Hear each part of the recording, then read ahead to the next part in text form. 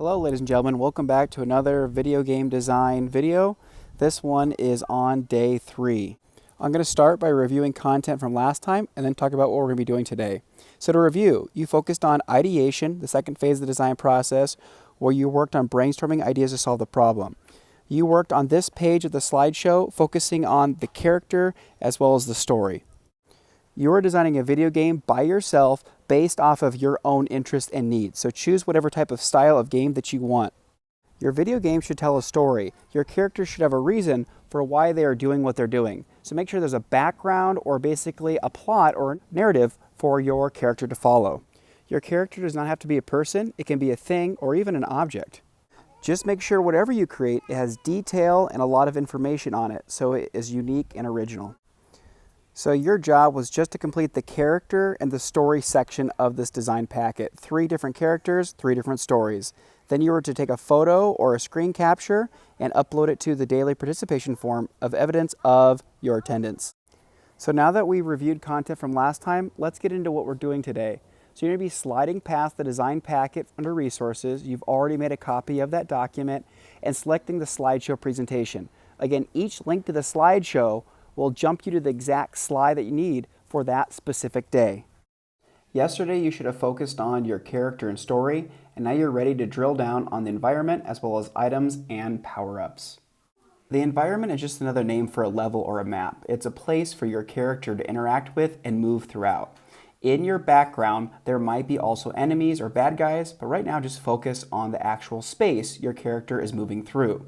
Although a video game will have several different environments, you're only required to create one.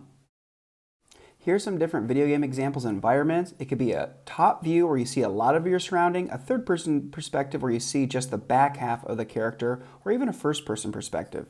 If you're interested in making a really representational, high-quality background environment, find the slideshow presentation that looks like this and click on the link.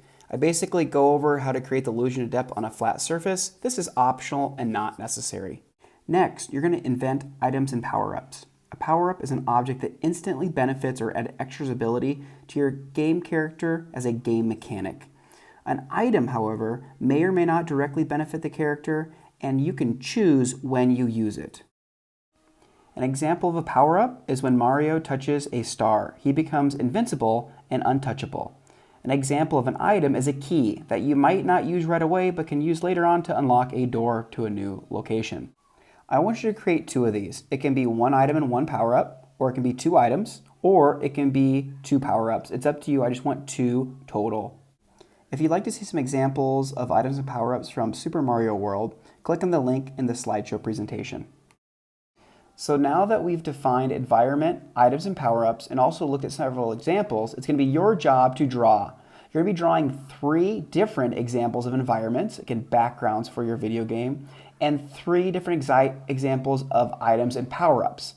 If you printed off this design packet, feel free to draw in it. If you didn't and just want to draw it on a separate piece of paper, that's fine. When you're drawing your environment, use a lot of soft, light marks to fill your page. Once you have everything filled in lightly, then go back with darker, heavier lines that are more crisp and bold. You can certainly add shading or value as necessary.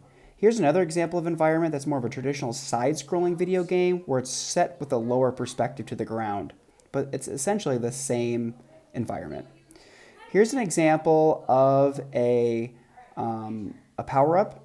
This again adds instant benefit to your character. Here's an example of an item that can be used later on. Maybe it's saved in an inventory screen for health or some other benefit later on. Once you're done with your environment, items, and power-ups, please take a photo using your phone, Chromebook, or another device and upload that as evidence of your work today in your daily participation form. So that does it for today's video, guys. If you have any questions, as always, hit me up on email or stop by office hours daily from 1 to 2 p.m. Have fun and do your best quality work.